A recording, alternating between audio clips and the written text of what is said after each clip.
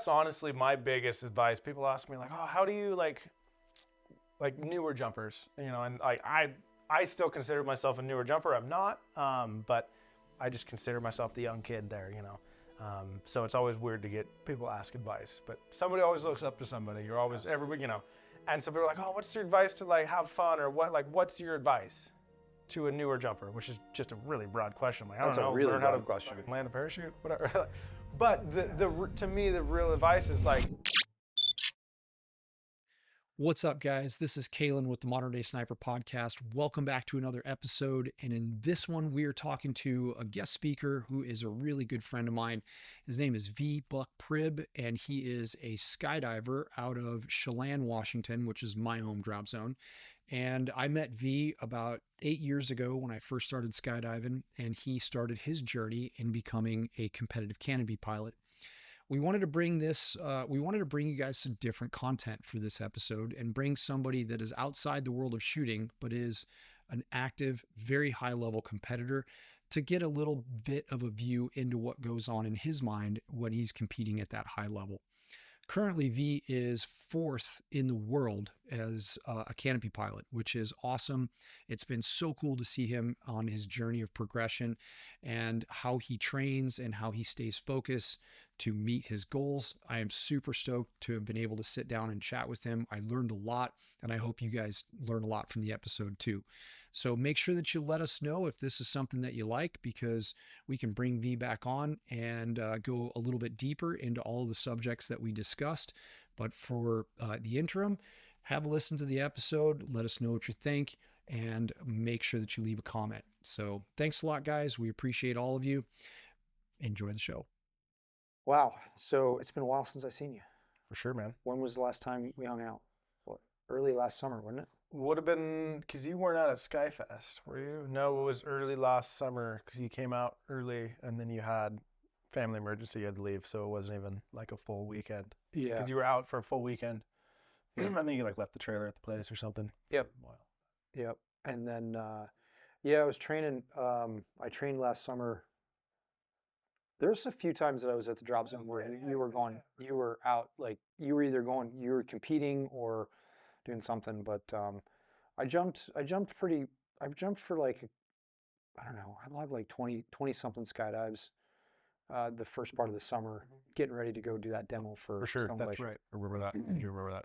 So Yeah, because you came out and did parachutes. accuracy stuff on your big canopy. I remember that now. Which is, I mean, it's fun. I think it's fun.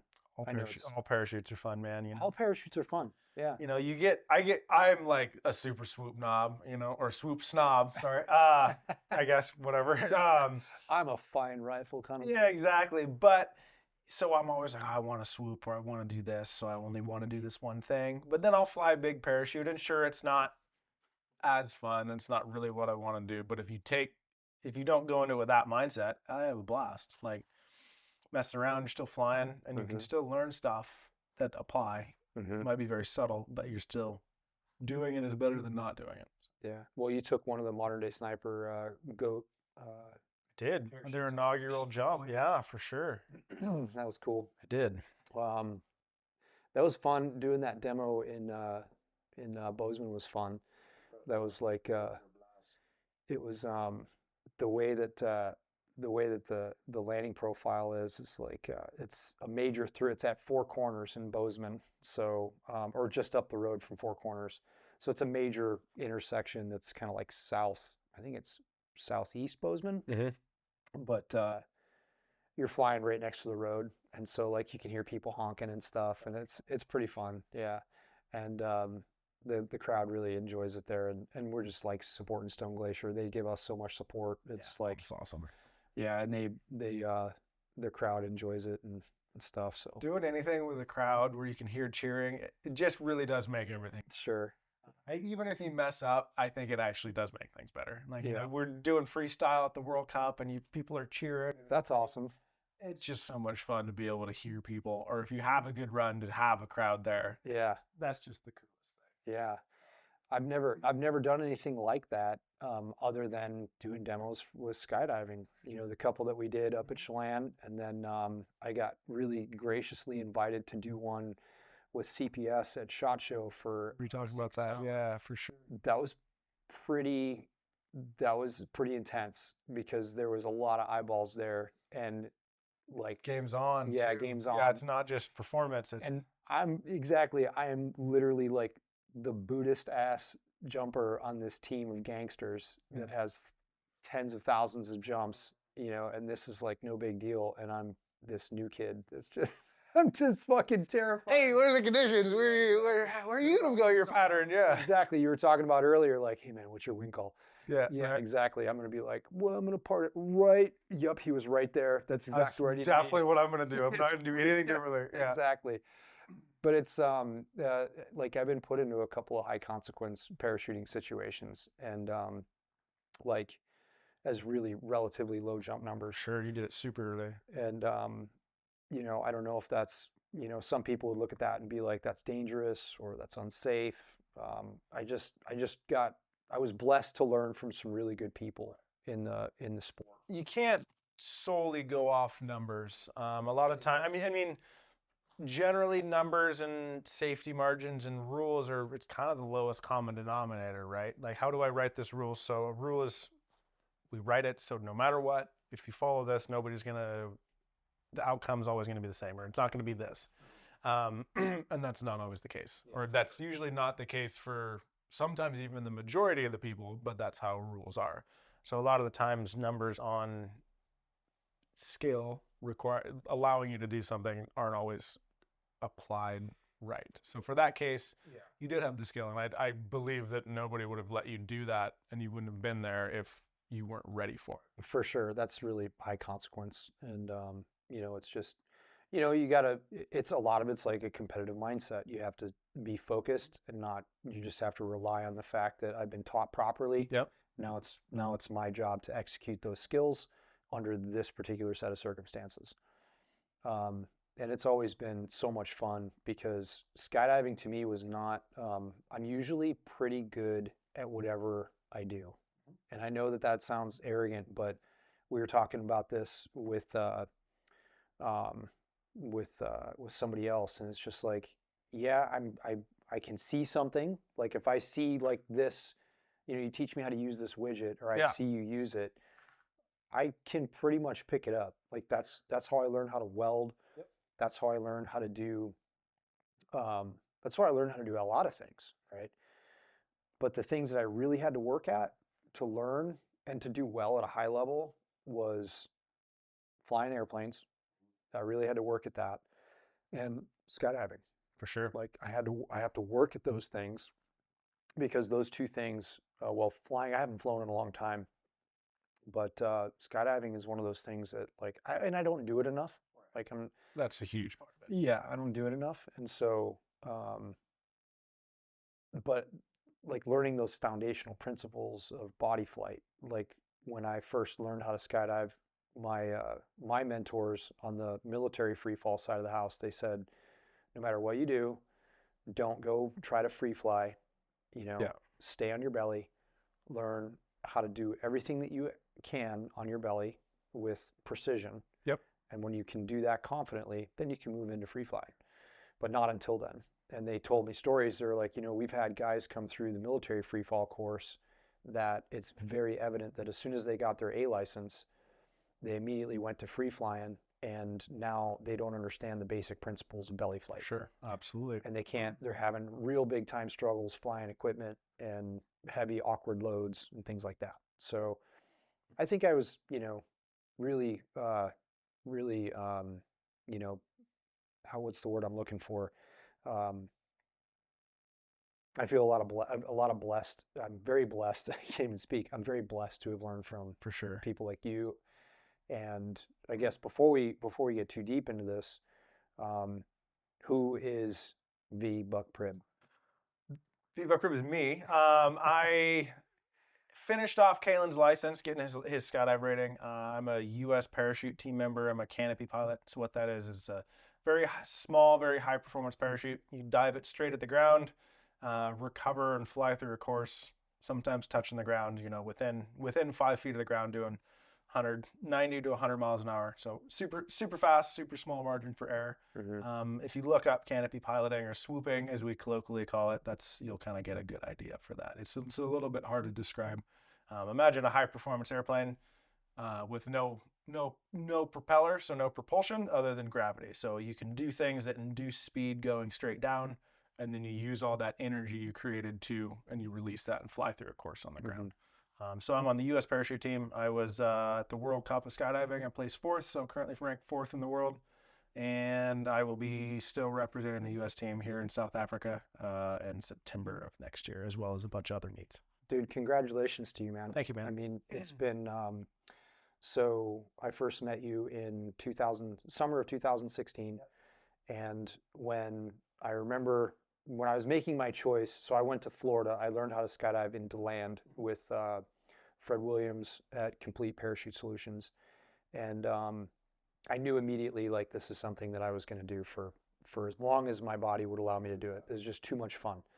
And so when I was choosing my drop zone here in Washington, I knew that there was a couple of them. But Caylen was just the best pick because the coaches that I had were like, big drop zones are cool because you're going to be able to turn a lot of jumps and you're going to be able to do a lot more things. But there's just something to be said about, the feeling of a small drop zone. And that's what Skydive Caylen was. And so it was the closest to Yakima. And when I came up there, I'll never forget, man, when I came up and I didn't really know what to expect. And so all I knew that I wanted to skydive. And one of the things that struck me was when I first met you, you were in your early 20s, right? Yeah, I was probably 22 or 23. So young, but at the same time, like I remember when Todd introduced me to you as my instructor, as soon as I saw you, I was like, you had a mohawk back then? Yeah, it might have even been a colored mohawk at that point. I think it was like it wasn't colored. No, it wasn't. It wasn't colored. It was tall though. And I looked at you and I was just like, stereotype instantly. That's the kid that all of my mentors warned me about. I'm like, fan-fucking-tastic. But I thought that right up until the point where you opened your mouth and you started talking and you started teaching. And it was very evident to me that you have an excellent vocabulary and you have a great way of handling yourself in front of students. And I'm a teacher. It's what I do for a living. And I think that even if I wasn't teaching people, how to shoot rifles, I'd probably be teaching them how to do something. You usually always end up teaching somebody at the drop zone something. So you always you have the knack for teaching. I can tell. You always end up teaching somebody. I enjoy it, and but when I listen to you teach, and then it's we made a connection, and it was at that point in time that stereotype obviously just disappeared, went away. And, we've since become good friends, and I love jumping with you. I learn something from you every single time. And you are a master of your craft, which is why I really wanted to bring you on the Modern Day Sniper podcast. For sure. Happy to be here. Yes, you're very welcome. I think that there's a tremendous amount of parallels in our individual sports. And I've learned a lot from the skydiving world, and I've met some of the best people I've ever known in the skydiving world. And I've also done that in the shooting community as well. So really what I wanted to do is bring you here and give our listeners a different perspective, or hear a different perspective on what it means to be a high-level competitor. Sure. And you are competing at the highest level. You are 4th in the world. Yep. Right? Yes, sir. That's fucking impressive, dude. It's a task for sure. Appreciate it. Thank you. It's been a long road, and I'm not done here. Like this isn't the goal I set out when I started doing this. Goals are always ever changing. That can be a whole nother topic of conversation, but this is definitely the road to get there. And you have an idea what you want to do, and you have an end goal, right? But the road, you don't know what that's going to be like till you're doing it. So it's been a lot of fun and a lot of work, but I enjoy putting the time in and putting the work in. Because you started swooping, you said just kind of before I came to the drop zone, so in like early 2016. Well, it's kind of it's a hard thing to say because like you don't just start learning this. You don't just all of a sudden like, oh, here's a small parachute and learn to do it. You have to learn the fundamentals, just like shooting. You know, to shoot a long range rifle, you probably could just show up and start learning how to do it, but you need to learn the fundamentals of what even is a firearm. How does it work? Exactly. What is this and how do I use this effectively and safely? Same thing happens with skydiving. So I had probably 50, 60 jumps. It was my first summer. And I saw somebody swoop, and looking back, it was actually probably a pretty pitiful swoop. But at the time, I'm like, that's the coolest shit. I want to do that. And I talked to Todd, who was my mentor, and I'm like, I know you do that. How do I do that? And so my swoop progression started at 50 jumps because I was told you need to learn how to land a parachute safely, which I was at that point. I was licensed, but you need to be able to land it anywhere, any day, any conditions. And then once you can do that, now we learn how to make the parachute fly better. You just need to be able to make the parachute fly first. So that's the fundamentals, just like anything else. You need to learn the fundamentals before you can apply anything new. It's exactly the same thing in shooting. Absolutely. And so it's kind of weird because people think when you're swooping, you start, that's when you got the small parachute. And I say like 50 jumps roughly, because that's when I had the idea that I want to do that. And I started, and as soon as I kind of have an idea, I'm usually pretty focused on what I want to do. Right. And so I was like, hey, I want to do that. And everything from then on was focused on that completely. So even if I wasn't doing something that was necessarily swoop related, I would always like, how can I apply this? How can I apply swooping to this? And how can I learn from this to do that? Because that is the total end goal. Right. Well, yeah, I mean, your progression starts like right there. And just like my skydiving mentors started me on that road, that was the same thing that you got. And we see that a lot with students that, we look at them and we're like, okay, they ask us, where should I start? Like, where should I be? And the best thing that we can get is somebody who has zero experience. Mm-hmm. I've tried to validate the training program, several times. Cassandra being a perfect example, right? So an individual has no understanding whatsoever other than that's a firearm. Right. No clue of how any of it works, right? Maybe the trigger, because it's the easiest. Everyone knows how the trigger works, right? Yeah. So, but being able to take her from, she did the intro class, and then a couple weeks later, just shy of a month, she went and shot a rifle match with us up in Colville. And she ended up shooting 44% of the winner's points. I was the winner. Yeah. And so she was super elated, and it was beautiful to see because she just did what she was taught how to do. There you go, for sure. And so that's where we find the biggest success with our students is people who either don't know anything or are truly capable of just submitting to the process. That's the hardest part. Like if you have a dude that is or gal for that matter, there's a lot of females that are shooting now too. If they've got like preconceived notions, years and years of neural pathways that are wired in the wrong direction, right? It's like wired. I tell the students basically, it's like when we first start doing something, just like wiring your house. Right? We want to really think through that wiring process and how we want all of those switches and lights and fixtures, because as soon as we, insulate sheetrock, mud, now we got problems. It's a lot harder to get to. Exactly. It's a lot harder to get to, right? So our neural pathways are exactly the same way. So if we build this massively myelinated neural pathway one direction, it takes a tremendous amount of focused effort to build another one that has even more, because it's not like you have to do that. You have to reprogram and rewire your brain. So learning things from the foundational principles is very important. It's huge. And so you rely on that in skydiving, and we rely on it in the same thing in the shooting world, because what we want is the execution of the fundamentals of marksmanship to come from the subconscious mind. Exactly. I couldn't say that better. And to me, that's anything you want to do well. Yeah. Obviously in the beginning, you need to focus on the fundamentals to do stuff. But once you get to a super high level, the fundamentals should be so there that you almost don't even need to, like if somebody asks you about the fundamentals, you might actually have to think like, wait a second. Mm-hmm. I guess I do this or I do that. But because it's so ingrained in your head, I don't know. Right.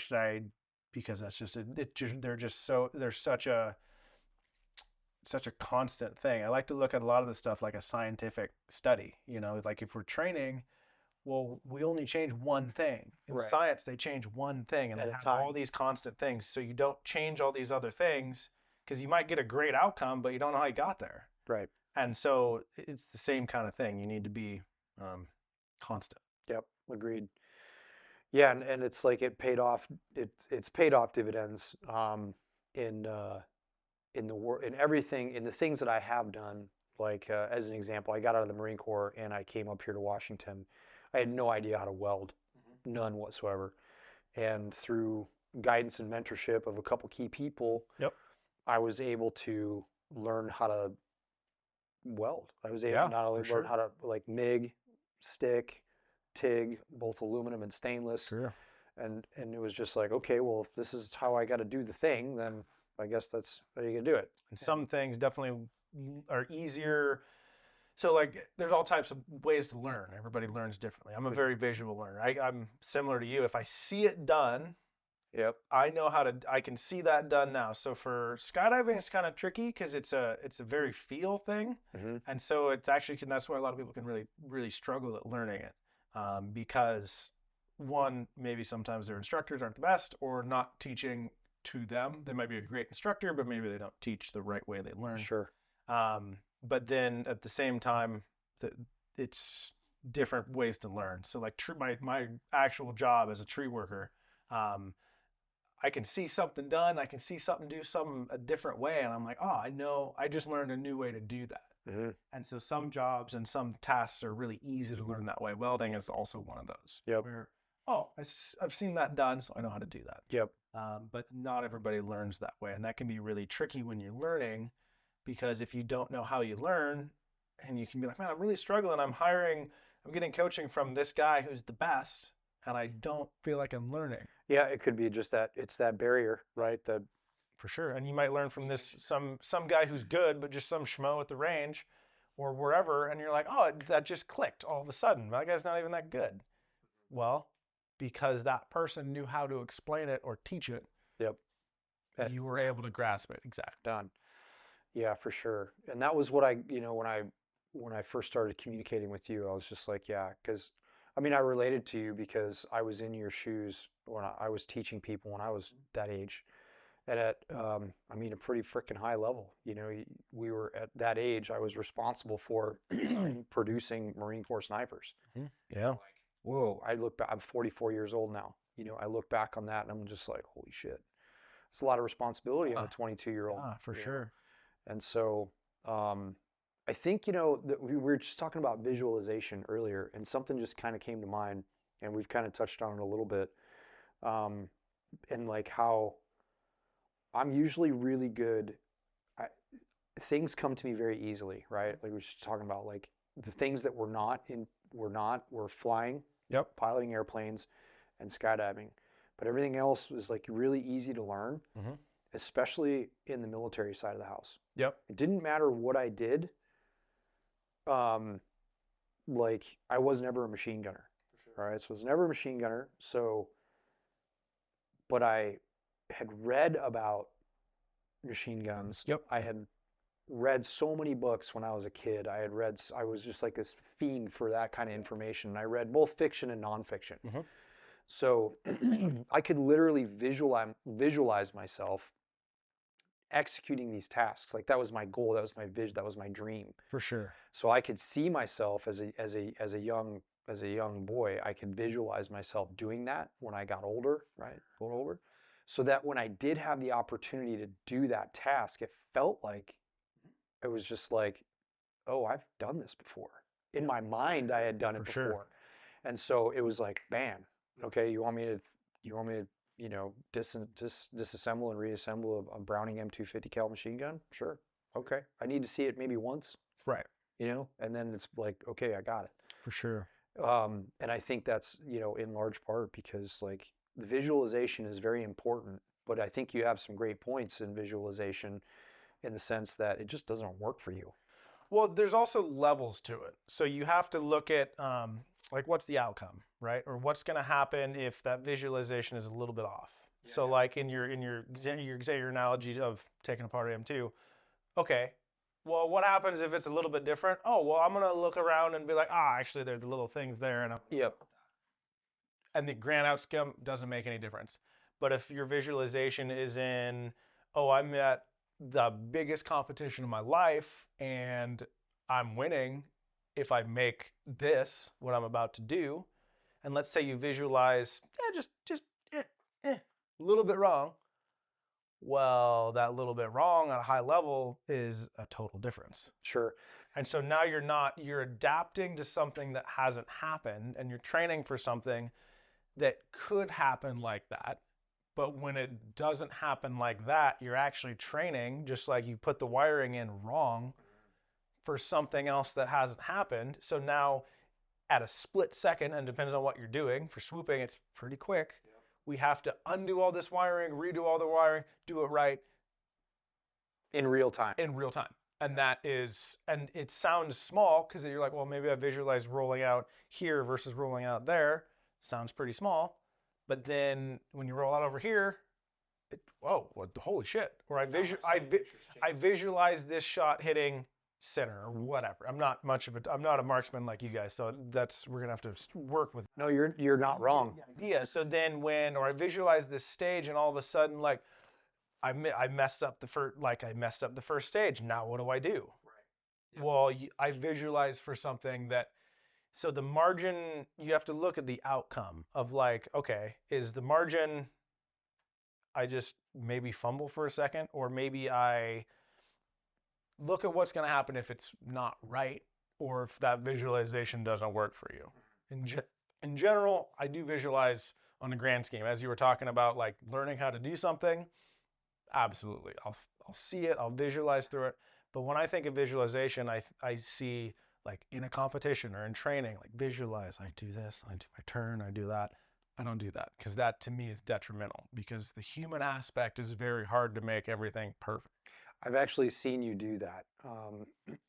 I've seen you, obviously I've ridden the plane up to altitude many, many times with you, and like your demeanor is always very consistent.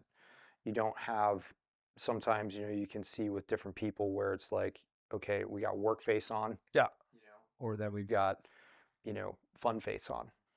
You're really even keeled in that realm. And so when you're preparing to do that, I have seen you in the airplane do a visualization, but is that something that you've since abandoned? You've known me long enough, you've probably seen me go through stages.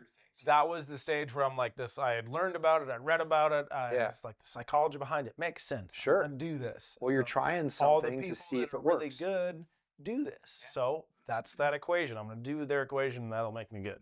That'll make me as good as them.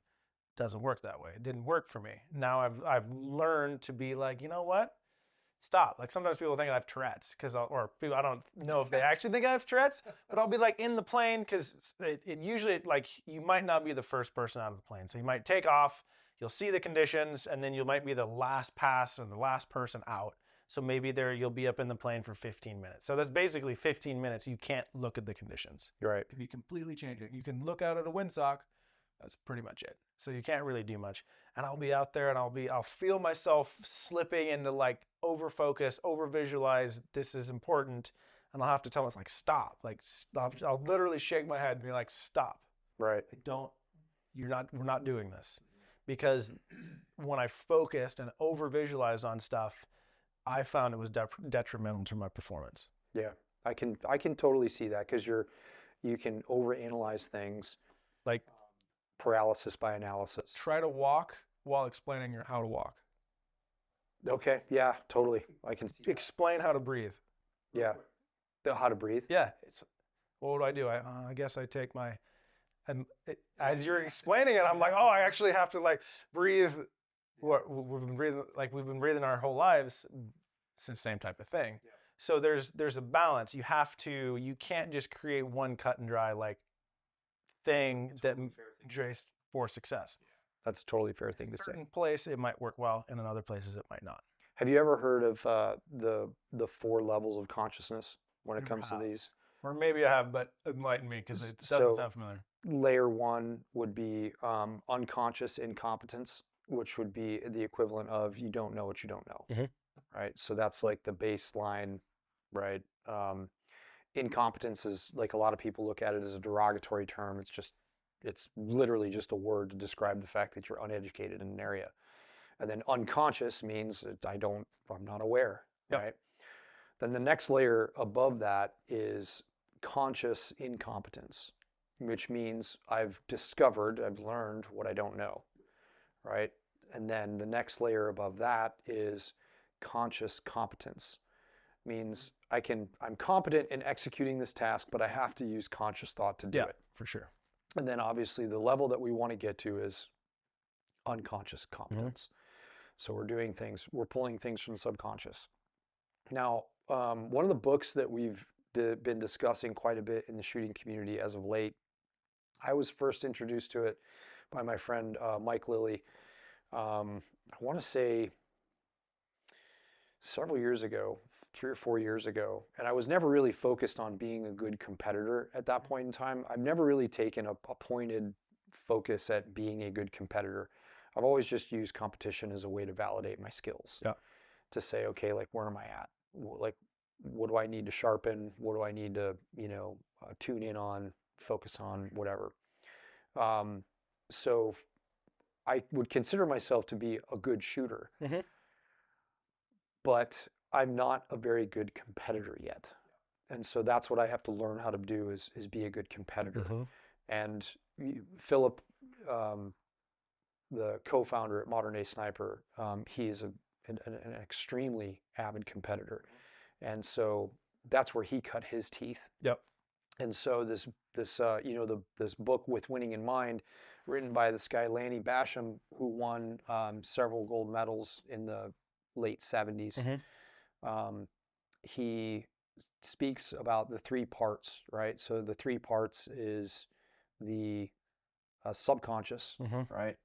We have the conscious mind, and then we have a self-image. Right. So the conscious mind is basically what triggers the subconscious to go to work.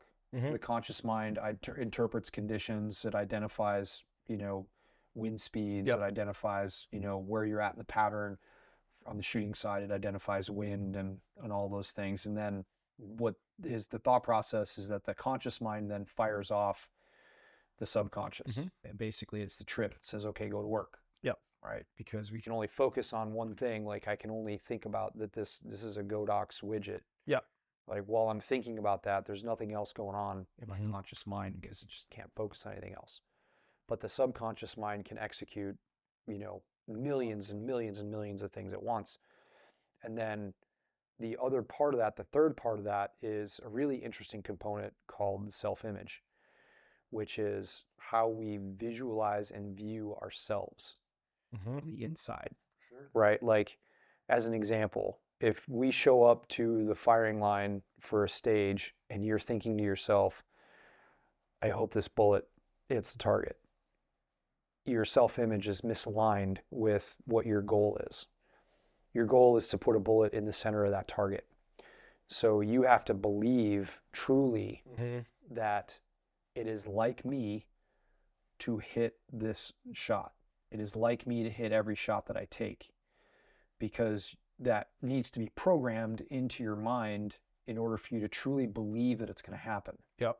So like teaching a kid how to play ball or play catch or go to bat. Yeah. If you look at the kid and you say, whatever you do, don't strike out. Yeah. What's probably going to happen? Right. He's probably going to strike out because that's number one, it's the last thing that he heard. And number two, now the self-image is terrified that if I don't do this, then something bad's going to happen, right? And so that's where the self-image comes in, which is, and what Lanny's thought process is that it's an equal spacing. Like we have to have equal distribution of these energies, right, in order for everything to come into that quote unquote flow state. Sure. Which is obviously a really cool place to be. We've all experienced that before, but the goal is to just be able to drop into that instantly. Yep. And do it on demand. For sure. Right. Yeah, so absolutely. like for you, when you're dealing with, like, as I learn how to be a competitor, I'm asking people, like, what are the tools that you use to drop into that moment, like when you need to? I mean, I get Tourette's sometimes. Like you can use physical things to be like, no, like I found you kind of need to train. Like when you're training, you learn all this information about physical stuff, mental stuff. Like, okay, this is where I want to be. And I really like to try to train like I compete. So if you want to compete, very focused and very serious, very visualized, train like that, obviously. Because you know, if you're once you go to a competition, it's already different. So let's try to go back to that scientific thing of, if it's a scientific study, let's change as minimal as possible. That's the best outcome for success. So try to keep it as much the same as you can. And to me, that means take competition very lightly. Obviously, it is very serious to me, but there's no point in taking it so seriously that you're now detrimental. You're not doing it like you're training, right? So I'm always messing around. I am taking it seriously. It just doesn't say I try to do it lightheartedly. And then there's the more broad of like, hey, I'm at a competition today. What do I do? And then there's the more like in the moment of like, okay, now I'm going up. This is my, I don't know what you guys call it, a set, or like for me, this is my run. So for you guys, this is my stage. So I'm actually like, I'm ready. I'm going to the stage. To me, those are two different things, right? I like to stay, I really don't want to think about it too much in the overall scheme. I kind of do the less is more thing. For me, if you don't think about it, if you don't even think about an outcome, then you don't even have to realize, oh, I hope I miss, or I hope I hit it, and you don't even have to worry about that. So when you're there, turn it off. It's off. I try to be as off as possible when I get into, for me, it's the plane, or when I get out of the plane, I like to be completely off. Got it. So is there an initiating action that you take, like in the plane? What's your routine? What is not really, I guess. My routine, obviously you get in, there's just like the safety checks, but that's totally normal. That's every time. That's a fundamental, and that's subconscious. I don't really even have to check that. I try not to, I guess the biggest tics I have is when I actually start to think about something, I consciously tell myself to stop. Got it. Like if I'm like, oh, I should check the wind because, okay, well, sometimes, yeah, do check the wind, but I'm on the third pass, so I don't need to check the wind on the second pass. I need to check the wind when I'm in the door, because that's the only time it's really going to matter. Only time it matters more is when I'm actually swooping. So I try to use my own self as that barometer to be like, oh, you're starting to think about this. Stop. Interesting. Okay. And that's you don't see a lot of people doing that, or you at least don't hear a lot of people talking about that. Because you see, visualization is huge. It probably has been huge a lot, but you hear about it a lot these days. Yeah. And the concern with visualization to me is that what if it's slightly different? And at a high level, it makes a difference. In the grand scheme, if somebody doesn't know what they're looking at, they'd be like, oh yeah, well, you were great. That was fine. And I go, well, that was 0.2 seconds behind the leader. So that was actually 18th place. That's a big deal. That's the measure right there. Like that's the 0.2 of a second. Well, that's just a great example. Or like that was, I touched, 5 meters before the gate. And so that dropped me down to 5th or something. I don't know, because if I would have done this, and you also got to be careful with that. Don't play the coulda, woulda, shoulda game. Yeah. Give yourself a hard enough, or not a hard time, but give yourself the criticism you need to learn, but not so much criticism that you're don't push it beyond that. Exactly. And so I usually like to do things that are actually physical, that like little tics. So like, for example, if I have a bad run, which is really easy to like give advice when you're doing well, right? But when you're doing poorly, it's really, really, I'm my own worst enemy, right? I just absolutely can hate myself. I think that's pretty much much everyone. We all are our worst enemies. But it's hard to like let it go. especially on a meet where it's important, or you did good the last meet and now you just blew a round. Maybe you didn't even blow the meet. Maybe you can totally come back. Doesn't matter. It's still really hard. I like to have physical things that I go, okay, I can give myself a hard time. I learned this from another swooper. I didn't actually come up with this. Is that so? Where you land and where you pack is always usually a different spot. There's Yep. You always have to walk. So I go, as soon as I set my gear down, I need to be done.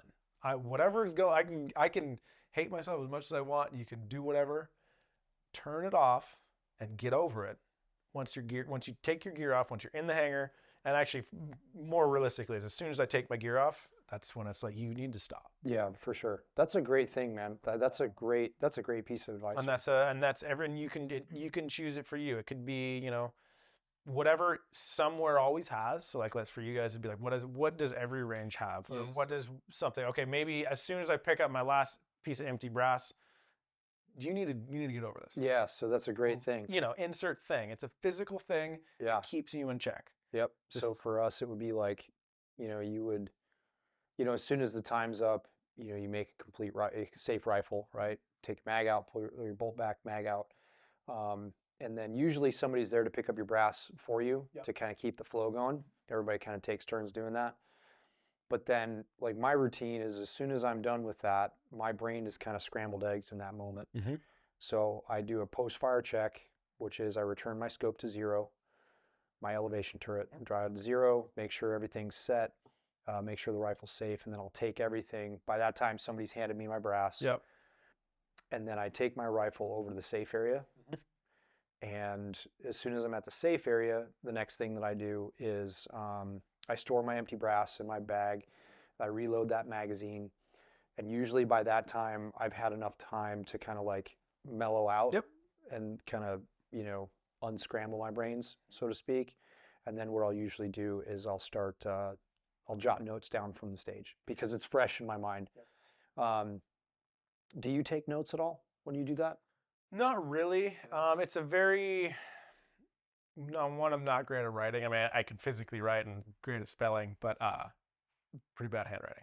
So to me, writing is just a detriment. Taking note taking or like logbooks, I absolutely hate. Sure. So no, I'm not really a note taker. You don't see a lot of that. It's also not quite as mathematical as you guys are. Like in the sense of like it's less numbers oriented. Yes. Like it's all the same. So like, oh, the density altitude is this and that affects that. Perfect. Or the wind, the quartering wind, or it's all the same thing because it is just we're flying through the air. We are the bullet. We're a human-sized bullet going a lot slower, but we're still going pretty, you know. Yep. And so it's all the same principles apply, but it's less. I can't go, oh, I'm gonna hold this. Because I'm up there going like all I can do is be like, well, I'm gonna turn a little lower or a little higher. But as soon as you start your turn, you know you're not looking at anything anyway. So maybe the whole dynamics can change anyways. And that's a whole that's a swoop specific thing. I could talk for days about that. Sure. But it's less mathematical, so I think some of that that's why it doesn't lend to note taking as well because it's just not quite the same. Well, for us, going back to that, hey, you're done. Right. Yep. It could be, you know, once you complete that, once you complete your true post-fire check, for sure, and you stand up and go back to your glass, like, yeah, you should be done. That's a great thing. I'm gonna probably implement that. You need to give yourself time. It can't be immediate because you can't just expect to give. You got to feel those feelings, right? For sure. You absolutely have to. And this is a total separate. Well, not even separate, but this is have you ever heard of bilateral stimulation? No. So it's left, right, and alternate like that. It's actually, there's a type of modality for like trauma therapy called EMDR. That's actually where I learned this from. But so like walking is a great example of running because it's left, right. So you notice how when you're hiking or walking, like your thoughts are always different than if you're just sitting there? Totally. Absolutely. Bilateral stimulation. Got it. So a lot of times walking, and that's why for me, walking back to the hangar, I'm going through different things in my head where if you're just stationary, it might not. So there's no one thing. I can't recommend or say exactly what to do for somebody because everybody's different. Do something, but you also need a physical check. I mean, you need like, imagine a coach being like, hey, kid, get your head out of your ass. Like you got a game to play. Yep. Sorry, you fucked up. Figure it out. It's the same thing, right? But sometimes you need that physical thing because it's really easy just to sit down and be like, I suck. Right. and just sit there until like, oh, your next stage, like, oh shit, now I got to do my thing. And you're behind the power curve. Right. Where if you would have just been like, all right, really hate myself right now, but the hangar's there. Okay, here we go. Let's get back on the airplane. Exactly. Yep. And that's a huge thing. And on a little side note, I definitely recommend trying to be the competitor you want to compete against, which is easy to say when you're doing well. It's hard to say it's hard to do when you're doing That's poorly. a great point. But like, I had one season I started well, halfway through the season and just went to shit. The rest of the year was pretty bad actually. But that first meet where it went really poorly, I was not very fun to be around. I wasn't mean, but I was like, man, you need to be a better competitor, because that's not fun for me if somebody else is like that. Sure. And I saw there was the first year you go into the open class, it's a huge shock, because you go from being like the best amateur to being the worst open. And I saw a beginner kid, it was his first year open. He's good, but not as good as we are, because it's his first year doing it. You can't expect to be. And he had kind of a poor run, and he was kind of being hard on himself, and his mom was there, and he's like, it doesn't matter, the meet's over. Just being kind of shitty, not mean, but I'm like, hey man, I get it, been there right now actually. I just blew my meet, but you wouldn't know because I'm over here giving you advice. And not even that I'm better, that's not even what I'm saying, but it's like, be the person you want to be, because somebody's going to look up to you, and not even necessarily in that either, but it just really makes it better. And to me, that's also another good challenge, to be like, well, get your head out of your ass. Like, the more I'm thinking about this challenge of, oh, I better be over this by the time I put my gear down, well, now I'm not thinking about my fuck up. Yeah, you got a good point there. No, it's good. I like that. So, or then even like, and that can be even on a smaller level or a more acute level while you're actually competing. Like, there'll be times in canopy piloting, you're all landing roughly at the same time. You're in the sky together. And so the person in front of you can only go so fast or so slow before you catch up to them. But you also can't go too tight or land out of order, because then that just messes everything up. So there'll be times where I'm like tight behind somebody because I'm either messed up and I went fast or they went slow. Doesn't matter. I need to slow down. But it's challenging because I need to fly in a way that's not normal for me, because I'm not normally flying holding for somebody. Mm-hmm. And that's usually when I do. Usually those runs are pretty good, actually. Or it's the same time. Like, I had a friend. He was actually a recon sniper. We both made the U.S. team together, and he had Curtis Taylor. Curtis Taylor. I don't know. All right, man. Curtis Taylor, shout out. There you go. If you're watching, man. Team TBI, baby. But he had like a pretty good meet at nationals, and I didn't know this, but he was like sick as a dog the whole time. And I don't know if this was actually the case for him or not, but I know sometimes, like, when you're not feeling well, or you're not thinking about what you're doing, you're just thinking about like, man, I don't feel good. Yeah, I just want to get this over with. Yeah. And sometimes that's what you need. You need that physical thing to turn your brain off. I really like turning my brain off. All right, man, that's a good perspective. And basically what you're doing at that point is just relying on your training to take control and do the thing.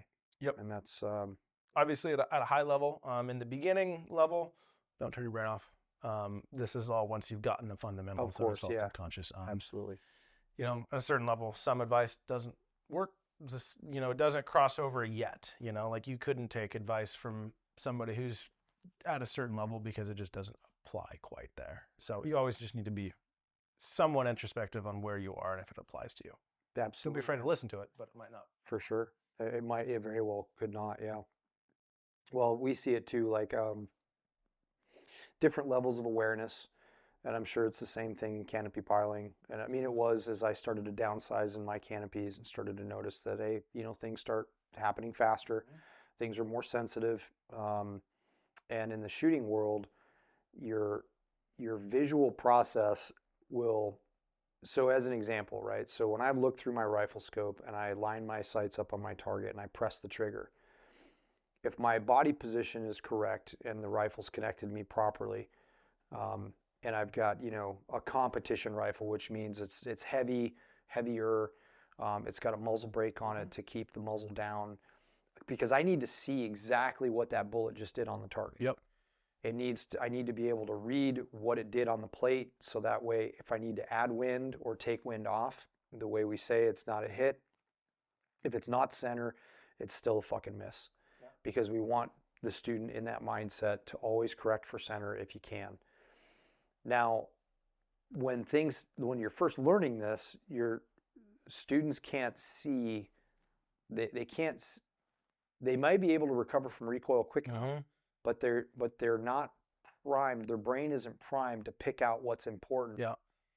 The brain's seeing the information, right? It's coming into the eye, it gets processed through the brain and into the nervous system, but we don't know what's important yet.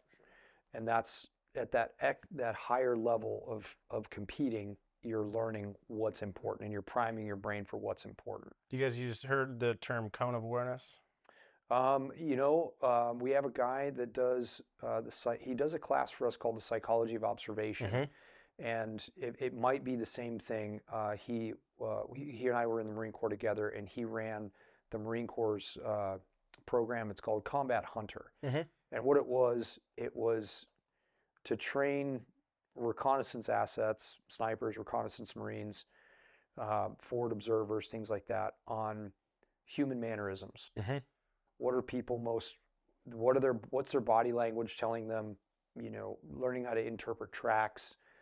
Not a full-blown tracking course, but more along the lines of instilling a little bit of tradecraft into people, and getting people to start looking at body language, nonverbal cues, things like that.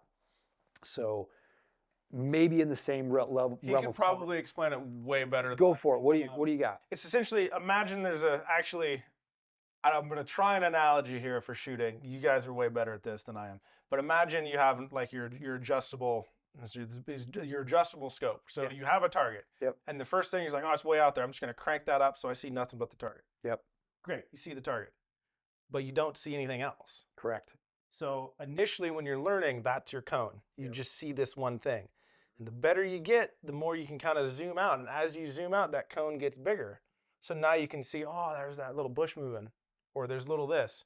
Or now you're farther back and you can see your mirage. And I'm really reaching to, hopefully I'm getting all the. No, you're saying all the right things, stuff, right? You're saying all the right things. And as you get more competent, confident, and current, I feel currency is a huge thing. I feel my cone of awareness get really small when I'm not current. When I'm current, I'll be doing my turn and I can see, I'll still be doing the thing coming out over 100 miles an hour. And I'll be looking at the water, oh, the water just shifted, or this or that, all while I'm doing that same thing. But initially, that first one of the year, even sometimes if I haven't jumped for a couple weeks, that first jump, I'm like, man, it feels fast. I feel like my eyes are getting pulled back. I can't see it all. I feel like I'm blind.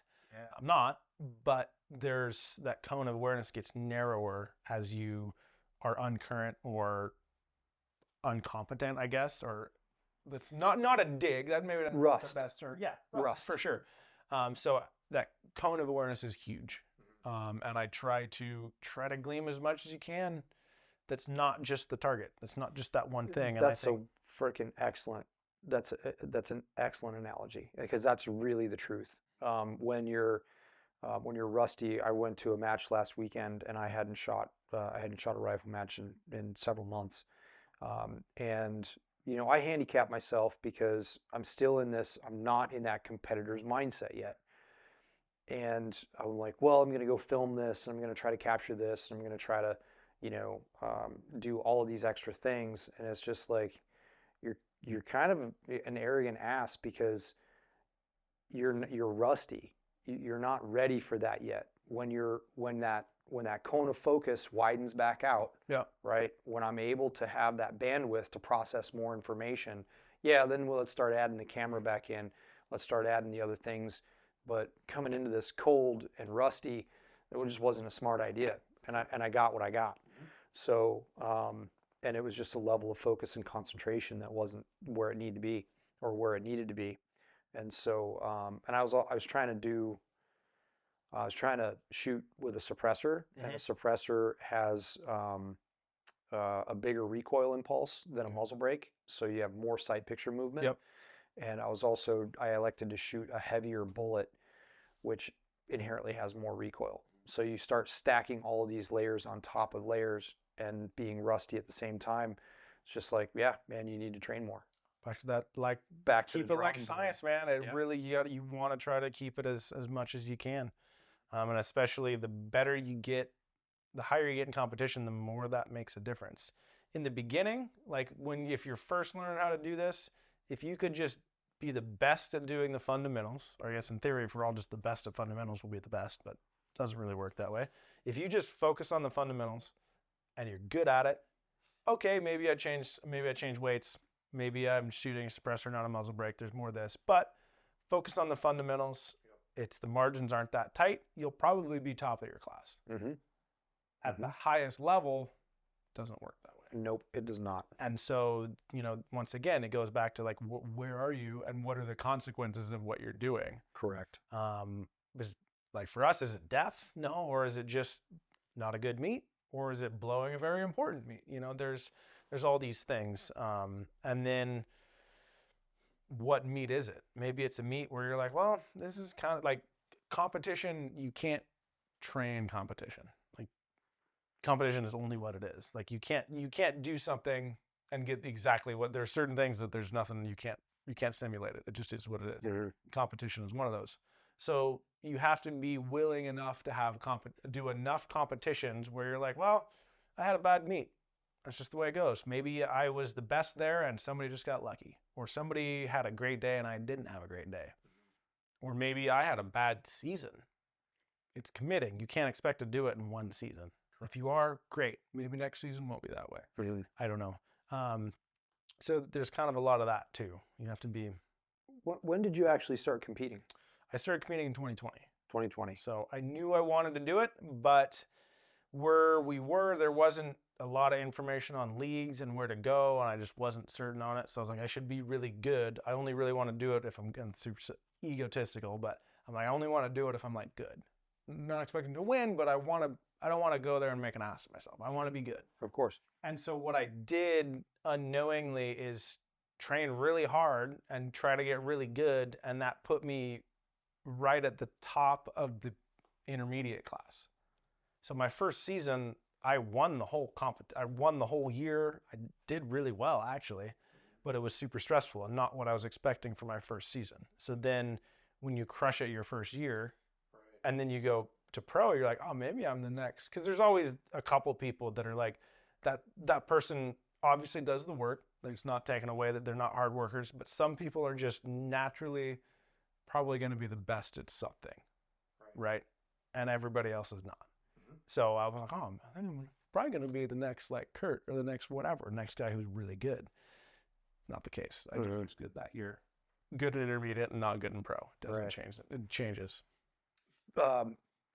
We've probably talked about this, but a parallel to that, Philip, business partner, he shot the first year he went to nationals in 2018. Not only did he win the finale match, but he shot a perfect score on the second day. Heard the legend of Phil. And so like that kind of screwed him up in the sense of like, now I've got this, it's attainable. I could do it. I did it. Right. And then anything else below that then becomes unacceptable. Sure. And then that can turn toxic really fast. And so he said that was a really difficult thing for him to kind of overcome in the sense of like. I mean, that is progression. That is how that works. Like so we're setting the bar for people that are learning how to do it in 5 years. Because in 5 years, those people that are just learning are going to be at this level as a beginner, pro or open or whatever your guys call it classes. The competition is so deep now that sometimes the first 7 slots are separated by 2 points. Yep. 3 points. Absolutely. So, and then we have like tiebreaker stages that go for speed as well as accuracy. So, I mean, if you miss a shot, you're pretty much out at that point in time. It's all speed. So the competition is getting really fierce. And I would imagine it's kind of the same thing in the skydiving world. Like the gear is all pretty, like nobody's got the secret sauce up the back sleeve type thing. I might say they do, but there has been some new stuff come out in the last couple of years, but more and more people are starting to get on them. And so it's not so you are at a complete advantage if you're on a supine. If you know these, if you're in the supine or the Mutant is a brand, it's an absolute advantage. But it's kind of an absolute advantage as if all of a sudden you go to an incredibly crisp light trigger. Sure, it's better if you know how to do it. Right, if you know how to do it. So not everything is just a pure advantage that'll Sure. make you win. So, Meaning you have to train for it. Like, so in our world, the rifles are pretty much, they're pretty much online, Yep, right, for sure. with one another. In the world of custom rifles being built, there's not very much difference in equipment. Now, people's hand loads, on the other hand, depends on their process. Most people are shooting cartridges these days that are really easy to load for, and they're not very temperamental. yeah. So then it boils down to it's the individual, right? So we teach in our intro classes, our level 1 classes, we have the circle of components: the rifle, the optic, and the ammo. Those 3 things have to be functioning properly in harmony with one another. Yep. But then the other aspect is the shooter.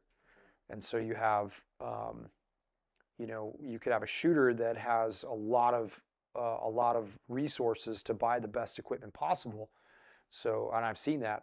I can't even tell you how many times I've seen that, where it's just like, hey, I just bought what the internet said was the best. Yep. Right. Well, now that shooter he's got a pile of really expensive metal and glass until he learns how to use it.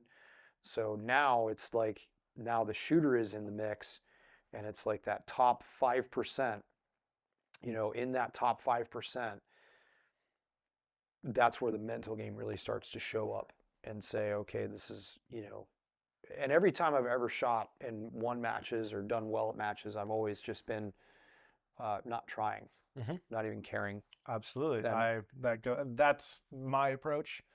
Everybody's a little bit different. Yeah, for sure. Skydiving is definitely, I would say, even less like that, or maybe more like that. Our gear is pretty much all the same, and if you're a prototype jumper, sometimes, hey, maybe there's a prototype out there that is better, but who's to say how much better it is, unless it's like an absolutely ground-changing, innovative thing. 10% might be a stretch. Sure. Probably more like 5%, which is significant, but it is all very personal. Yeah, for sure. Same thing with, some people, everybody, Chevy, Ford, Dodge, right? Optics, chassis, or stocks that you would call stocks, rifle actions, barrel manufacturers, all of it, right? Everybody's got good components these days, sure. Much like in the skydiving world. So, well, what's next for you, and what are your goals for the coming season? Boy, that's a tricky one. Goals are always tough. I made this goal. Somebody asked me, it was like at a New Year's. They're like, what was your resolution? I answered it totally not. Of course, brash, I'm sure. I wasn't brash. I was like, no, I'm like, I answered it not as a, they're like, well, that's not a resolution. I'm like, okay, fair enough. I was like, I want, and this is super broad and probably not going to happen, I want to be happy with every outcome of every meet. That's a huge, and that's hard. That's harder than if I said I want to win every meet. That might be. That's some Zen shit right there. To be honest, but and then I think more than that, this one's actually might be more attainable, and actually would go towards that. I want to be at each meet only. I don't want to be thinking about the last meet. So like when I was at the World Cup, I got 4th in the world. It was my first world meet. I was like, man, that's pretty cool. 4th is weird. You don't get any medals. You don't really get any recognition, but you're like up there. So it's kind of a weird spot. Whatever. Pretty happy about it. Then I would go to Dubai, my first international meet, going somewhere else, jumping in Dubai, jumping in the Palm. It was a wild thing. And I like blew my first round, and I was really dogging on myself, being like, you're 4th in the world. Like, this just goes to show that, it was luck or it was whatever. You're actually not good. Turn it off. Turn that off. And I was able to turn that off, and I got a couple medals. I beat some people who I really look up to, who are really good, by pretty small margins. All the margins are pretty small, and I beat Cornelia by like 0.4 points. So like tight. But I got some medals, got some prize money, so that was good. But there's ups and downs. So, and that whole time I was able to kind of pull myself out of it and not think about it. But the whole time I was like, man, you're 4th. You should be better than this. or now they're, now these people are thinking that. They probably aren't. Doesn't matter. That's all internal stuff. So I want to be better at being at just one meet. Good, man. That's a hell of a. And also win some medals. Well, yeah, you earned some medals, but man, that's a good place to be, right? That's one of the things is trying not to be. You can't be focused on the outcome. You have to be focused and in love with the process. And so I've never actually like purposefully and intentionally trained to go shoot, and so I'm really stoked about getting that opportunity to do that and seeing truly where I'm gonna stack up. I would say, yeah, I don't know. That's kind of a tricky one. I'd say, yeah, do some training. Don't take it too seriously, and try. I would say this first season, just throw it away. This first season competition is training. Yeah. Like that would be my biggest thing. Because if you really want to do it, unless you just want to do it 1 year, which that's fine if you do. But if you really want to be like, I had the goal. I'm like, I want to win a world championship because that'll mean I'm the best swooper. I've learned now it doesn't. It just means you were that day. That's a great point, man. And so to me, the best swooper is the guy who's done it, who's been good for a long time and has won world championships. There you go. That's to me the best. And like, obviously that's kind of a broad thing, but you kind of get the point. Sure. And that guy probably was like, yeah, 2010 sucked. That single thing. Yeah. That blew. But then 2015, I killed it. I didn't lose a single meet because I knew how to do this, because I'd taken the time to figure out what type of competition works for me. Maybe you're the focus, visualize, do the thing. Maybe you're just the fuck around guy who likes to joke around, but like focused, but like I will not give a straight answer if I don't have to. Like I was at the World Cup and they had like actual like videos and live streams and announcers. It was pretty cool. So you had your biography, and I didn't put they're like, how many jumps do you have? I didn't write that down. I was just like, I like the long wicks in the woods and smell of chainsaws and T-stroke or whatever. You know what? No, fuck you. You were like, hey, what? Like he called down. He's like, oh, you're up this round. What's how many jumps you have? And I'm like, it's like 4. So No, you did your interview with Parachute Magazine. I did. You know how many tries it took me to fill it? Yeah, because I filled those out online, or like I typed those. Okay. So that was hard to not just fuck off. Well, you're a very humble man, dude. You're a very humble dude, and you've always been this way. Well, ever since I've known you, anyways. And sometimes it's difficult to step into your own, right? And there's a level of healthy. There's a polar opposite to everything, right? So there's the thing, and then there's the negative side of it, and then there's the positive side of it, and it's a 180-degree opposing force. So you can have arrogance, there's humility, and then on the other end of the spectrum is arrogance, but there is something in the middle that is a confidence in your own abilities, and doing it with a commanding presence, but at the same time, with humility, which is a very difficult balance to strike. Super hard. Yeah, sure. And you have to know in your heart that you're capable of doing this, and you have to believe that with every bit of your heart. One of the things that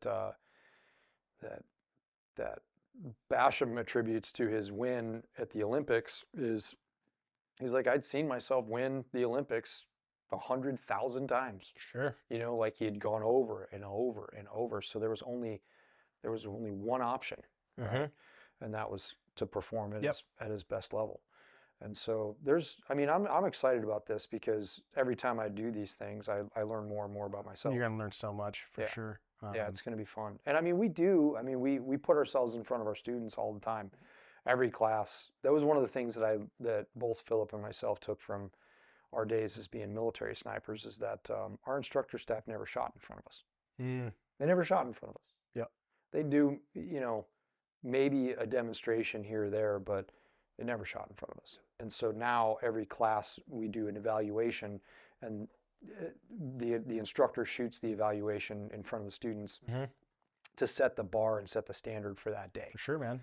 So that way it's like, hey man, if it's blowing, 20 plus miles an hour out here and, the best score that an instructor can put together is, a 90% or an 85%, whatever it ends up being, you can't expect your students to do better than that. Just basic. That's just basic leadership. Basic where you're like, leadership, man, right? So you have to, put yourself out there, and that's one of the really important things. I had somebody send me a message, and they were just like, look, there's only a couple of companies out there that I look to, and that's you guys and a couple other companies that are actually putting yourselves out in front of your peers, saying, hey, I'm here to learn. I might not be the best, but I'm here to learn, and not be afraid of doing that, because there's a lot of ego that surrounds our world, as everybody's world. I mean, there's no difference. And I love people say, oh, the shooting sports are so egotistical, and it's just like, man, it's all the same, man. Well, I have a lot of friends who have been or are competitive shooters that also skydive. There's a lot of actually it's a surprising amount of veterans there as well. Oh, for sure. And so I think there's a lot of crossover there. It's people are all the same. Yep, absolutely. So it's a journey. It's a journey. It's an epic adventure, and I'm super pumped for it, and I'm excited to just put that focus and that energy there, because it's been a while since I've had some goals. I haven't had very many goals lately. The goal has just been surviving lately. Dude, tell you what, that's honestly my biggest advice. People ask me like, oh, how do you like newer jumpers, and I still consider myself a newer jumper. I'm not, but I just consider myself the young kid there, so it's always weird to get people ask advice, but somebody always looks up to somebody. You're always everybody, and so people are like, oh, what's your advice to like have fun, or what's your advice to a newer jumper, which is just a really broad question. Like, I don't know, learn how to fucking land a parachute, whatever. But to me, the real advice is like, have a goal, choose a goal that's like relatively attainable. Doesn't need to be like crazy. Also doesn't need to be stupid. Right. And then also have fun doing it. Especially like skydiving, swooping, there's no money in it. That's, it's funny that you bring that up, because there's no money in the shooting sports either. Yeah. Costs a lot, doesn't make any. Exactly. So for everybody here, the audience, what does it cost to go compete at a swoop meet? So at the World Cup, it was a $1,400 entry fee, and that got me 9 jumps. That buys your jumps. Okay. And that's it. Maybe sometimes you'll get like a jersey or whatnot, just like from there. Okay. And then obviously airfare to get there, and then gear. So I have different years. Last year I was only on one canopy. I was only on one size two canopies. So one per discipline, and one was using for 2. And then 2 different containers. So each one of these peregrines, they're about $4,700. I get deals through Performance Designs as one of their athletes. So it's a little bit different for me, but that wing is $4,700 per wing, and at about 500 jumps per wing before it's unairworthy. It's a 100 jump. It's about 100 jumps per set of lines. So the lines, those are $100 to $150 to get them replaced. You also there's downtime because you have to send it to the manufacturer if you're not a rigger. Each container I have for a different discipline. So I have a supine harness for speed and distance, and then I have a conventional harness for accuracy. Those are with the reserve. My mutant was $3,500, $4,000, and I got a pretty good deal on it. So each one of these things you're looking $6,000 per container. This current season I'll be going with 3 peregrines, so I have each discipline. I'll have a different size, and each one of those would be $4,600. And you're going through a canopy, what, every season? Well, the more you have, the less one on each. Yeah, you're kind of basically them every other season. Every other season, yeah. So you're $4,700 every other season for sure. Yeah, and then jump. Obviously, like once you're there to train, so like you're at the drop zone a week leading up. Because to me, if you're gonna spend the money to go, don't pinch pennies. I'm like, well, I'm gonna save $1,000 extra bucks. and not jump early. So you're just wasting the money to be there if you're not gonna perform as best as you have the opportunity to. Right. Why are you going? Sure. You know, people are like, oh, I'm like, and I get if you have work, or I get it, like I do understand. But part of me is like, well, if you're gonna do this, take the time to do it right, and give yourself the best opportunity, because it's gonna be hard enough just to do it right with all the things going right. Sure. So I'm there for a week, probably 20 to 50 jumps would be a lot in a week. So 20 to 30 jumps leading up, not even the competition. So each competition, a cheap one, you're looking at, you know, $2 to $3 grand per competition. And that's not including any sort of breakdown for gear and whatnot. Yeah. So that's about right. I mean, if you're, you know, for us, so like to go travel, right? Obviously, we actually just had the first year of international competition. Nice. So that's pretty badass. But national competition, right? It's your airfare. Obviously, they're 2-day events. Entry fees are about $300 for the match, and you're loading probably 250 rounds of ammo. Yep. So how much ever that costs, you know, and our barrels will last. Your flight, your travel, your staying places. A lot of people camp at the venues and stuff like that. I'm a big camper myself. And you're a hanger bum. I'm a hanger bum. I don't really usually sleep in the hangar, to be fair, but yes, no, I definitely, I like sleeping. People are always like, oh man, you can sleep in a tent, you can just stay in my house. And I'm like, yeah, then I gotta get a car, and then I gotta like wait up until you go to sleep. Unless it's like hot and like humid Florida type stuff, sleeping outside is great. Like I'm going down to Arizona in January, and it's usually cold down there.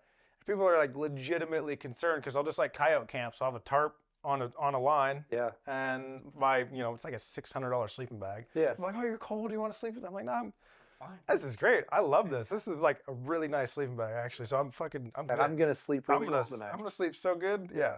Exactly. So but yes, regardless. Yeah. So you have, I mean, people are spending, you know, $2 or $3 grand.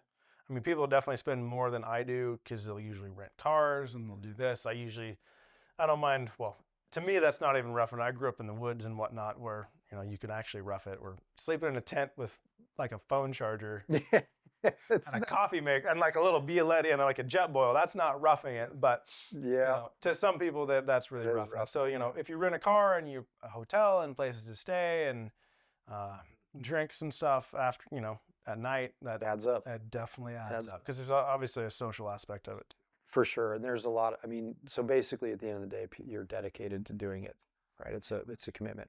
So, well, V, where can people find you and watch your journey? I know you're not super huge on social media. Super huge on social media. You should probably get better at that. I know, I need to get better at that. It's a balance. That might be one for another topic of, you know, sponsorship and priorities and jobs and whatnot. But yeah. You can find me on Instagram, kinda shoeless V, or if you just look up my name, Prib. I'm on Facebook, but more just kind of socially there. And that's pretty much it. I haven't delved in any of the other platforms there. I was on TikTok for about that long, and we talked about doing a TikTok account for Modern Day Sniper. And I was like, no, I couldn't do it. So, yeah, I need to get better at it, but the sponsorships aren't quite there, to be honest, where it's like, well, you know, the best sponsorship you can get is sometimes not worth. I'd rather just maybe have my tree business be successful. I can feel that, brother. Pay full price. I can totally feel don't that. have to worry about it. But there's a balance there. So Instagram mainly is where you can find me. Instagram or Facebook. I will be at the World Championships in September.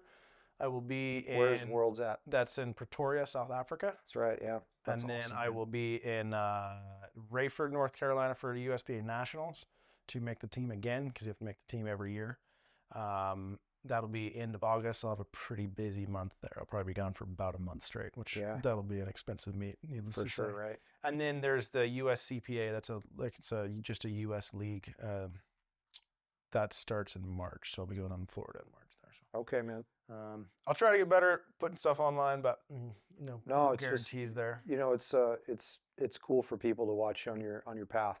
it's going to be really cool to watch you too. So I'm looking forward to making some jumps with you So, dude. and learning from you this Sure, man. this spring and summer. We'll have to trade off. We'll have to teach me how to sling some lead. Yeah, Sure, man. Well, we have the means. You got the stuff, so I know a guy. Yeah. And the range is actually like 15 minutes that way. Sweet. So it's Yeah, man. perfect. Dude, this was a blast, man. For sure. Appreciate it. Yeah. Fantastic. Mike's worked. Mike's worked. Yeah, Mike's worked. Sorry, Phil. All right. Oh, this is great.